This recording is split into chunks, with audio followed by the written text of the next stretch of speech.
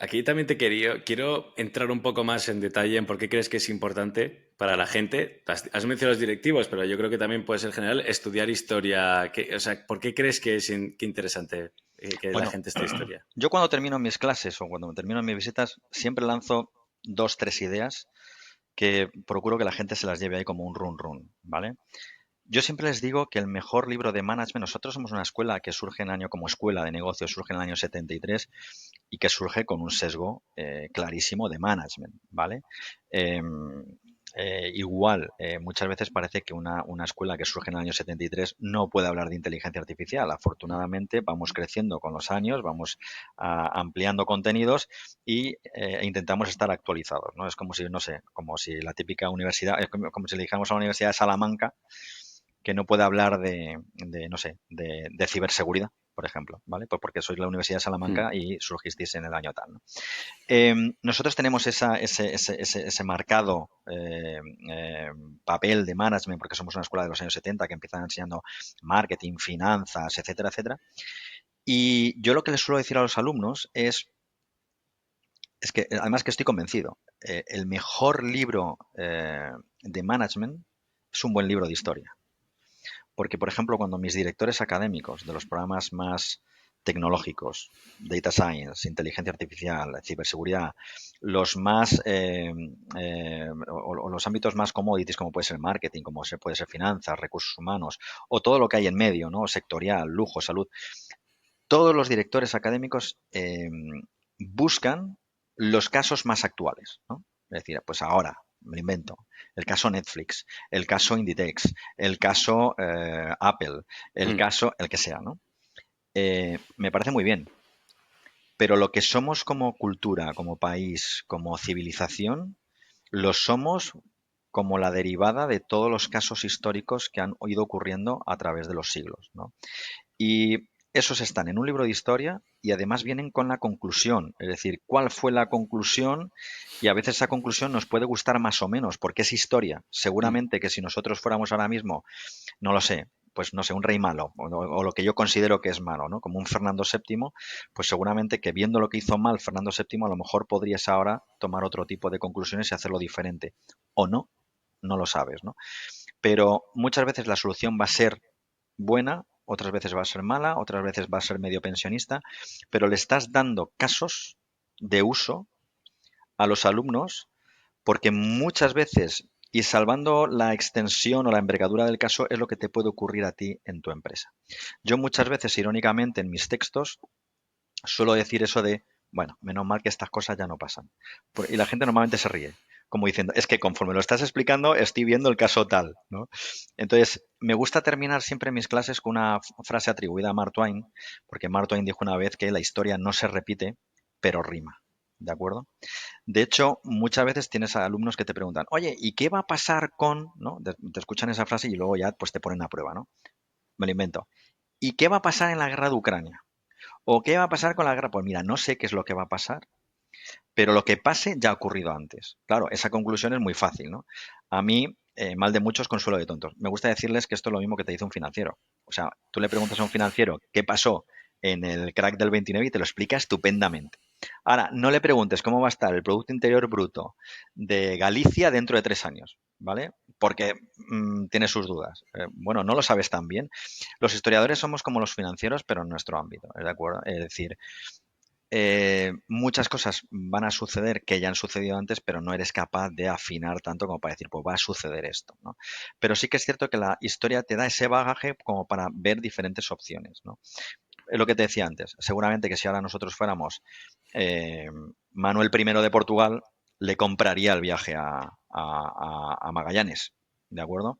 O su padre, Joao II, pues, o mejor dicho, Alfonso V el africano se lo compraría seguramente a Cristóbal Colón. Bueno, pues de la historia tienes que aprender, ¿no? Y estas cosas pasan, ¿de acuerdo? Es decir, Hmm. no les compraron el viaje a Colón, no le compraron el viaje a los portugueses a Magallanes. Estas cosas, como digo yo, menos mal que estas cosas ya no pasan. Por 1 millón de euros, Altavista o Yahoo pudieron comprar Google y no lo hicieron. Hay que ponerse en los zapatos de Yahoo y de Altavista de por qué no lo harían, ¿vale? Ahora lo ves muy fácil, porque ahora ves cuánto vale Google, ¿no? O te lo puedes imaginar. Pero tienes que estar ahí para tomar la Sí. decisión, ¿no? Y seguramente que es lo mismo que les pasó, salvando las distancias, a, pues no sé, a un Manuel I con Magallanes. Entonces, te das cuenta de que muchas cosas se repiten a lo largo de la historia y tienes que ser valiente en esa toma de decisiones. Y es bueno poner ese tipo de casos a los nuevos directivos, a los que van a manejar las compañías el día de mañana, que muchos ya las están manejando, para decir, oye, que esto que te está pasando con el departamento de compras o lo que te está pasando con el departamento de no sé, de marketing o de Mm. estrategia o de lo que sea, es lo mismo que le pasó en su momento a, me lo invento, a Carlos II.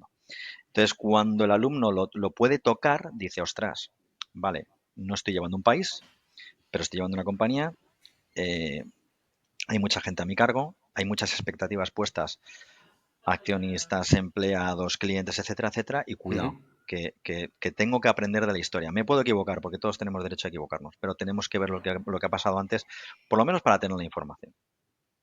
Pero también creo que, o sea, estoy totalmente de acuerdo y además es que mi abuelo siempre decía eso, que la historia, más o menos cada generación, cada 80 años o así, se veían ciertos patrones que sí que más o menos se repetían, ¿no?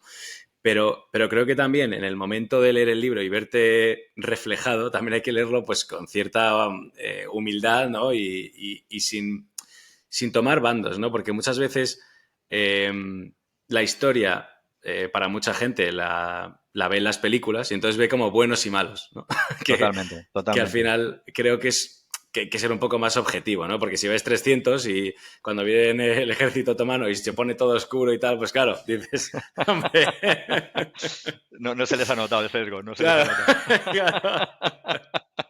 Sí, sí que es cierto. Y el problema de la historia, desde mi punto de vista, es que tiene muchísimo sesgo ideológico, ¿de acuerdo? Es decir, Eh, bueno, no me importa poner las cartas boca arriba y ser transparente. Yo tengo mis haters en LinkedIn, que me acuerdo cuando se lo dije a los directores académicos de dirección de proyectos, de transformación digital y de marketing, lo que me dieron fue la enhorabuena, curiosamente. Yo decía, bueno, no lo entiendo, o sea, no lo termino de ver.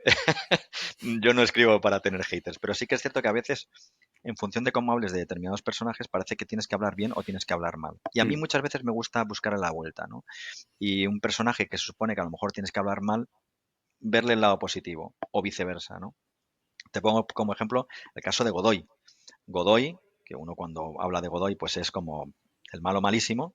Yo no digo que fuera bueno, ¿vale? Sí que es cierto que le toca en el baile, en el mismo baile, le toca Fernando VII y Napoleón. O sea, hay que estar ahí, ¿vale? Hay que estar ahí. Y bueno, pero Godoy, por ejemplo, hizo muchísimas cosas por la cultura, por ejemplo. Es decir, él es el que crea la asignatura de educación física, ¿de acuerdo? Mucha gente no lo sabe. Es el que empieza a proteger el patrimonio. Él es el que empieza a buscar determinados yacimientos arqueológicos, por ejemplo, Segóbriga. Él es el que empieza a legislar para protegerlos y fomentarlo. Y abre muchísimas escuelas en cuanto a disciplinas, no como colegios como tal. Eso lo hace él y yo creo que eso es bueno. ¿Por eso es bueno? No, ¿de acuerdo? No, no digo eso. Pero sí que me gusta hacer pensar a la gente y decir, oye, yo te muestro esto. Luego tú saca las conclusiones que quieras. Y efectivamente le toca vivir con Fernando VII, con Napoleón, con la invasión de España, en un momento en el que Napoleón invade toda Europa, cuidado, ¿eh? Es decir, y él consigue retrasarlo, pero sí que es cierto que al final entra y de qué manera. De hecho, la guerra con España es la más larga que mantiene Napoleón, es la que más dura, ¿no? Y de hecho, la primera derrota que tiene Napoleón, la primera de todas, es en España, concretamente en Bailén. Entonces, bueno, ahí dejo eso. Yo no creo en los negros ni en los blancos, creo en los claroscuros, creo en los grises, para casi todo. Y sí que es importante que el alumno, el que, ya no el que me escuche en una de mis visitas o en una de mis clases, sino el que se atreva a coger un libro y a leerlo, ponga en duda en un momento dado al autor. ¿De acuerdo? Es decir, yo creo que la verdad absoluta no la tiene nadie. Yo escribo y tengo mi propio sesgo y está en que cada uno pueda sacar sus propias conclusiones. Y sí que es cierto que la historia no está exenta de ideología. Y ya si hablamos del siglo XX en España, ni te cuento, ni me atrevo a hablar en LinkedIn del siglo XX, porque es meterse en un berenjenal extraordinario, ¿vale? Pero sí que es cierto que la gente ya asume determinados relatos Y aunque mi propio blog se llama Relatos, porque estaban todos los nombres cogidos, yo sí os tengo que decir que soy un poco enemigo del relato, es decir, que la gente saque sus propias conclusiones. Sí, eso yo vuelvo a mencionar a mi abuelo porque tuve la suerte de... Él era sevillano y su primer recuerdo era un bombardeo en la guerra civil. Claro.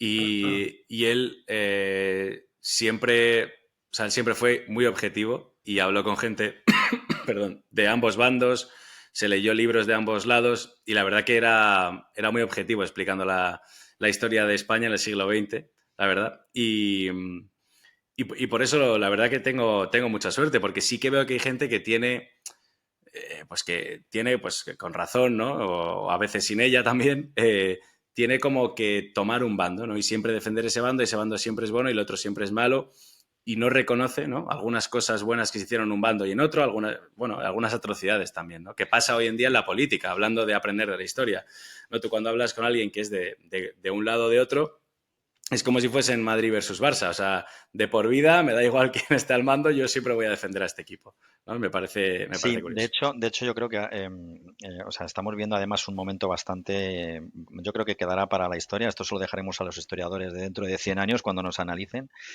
Pero a mí personalmente me preocupa porque muchas veces incluso lo ves en los medios de comunicación.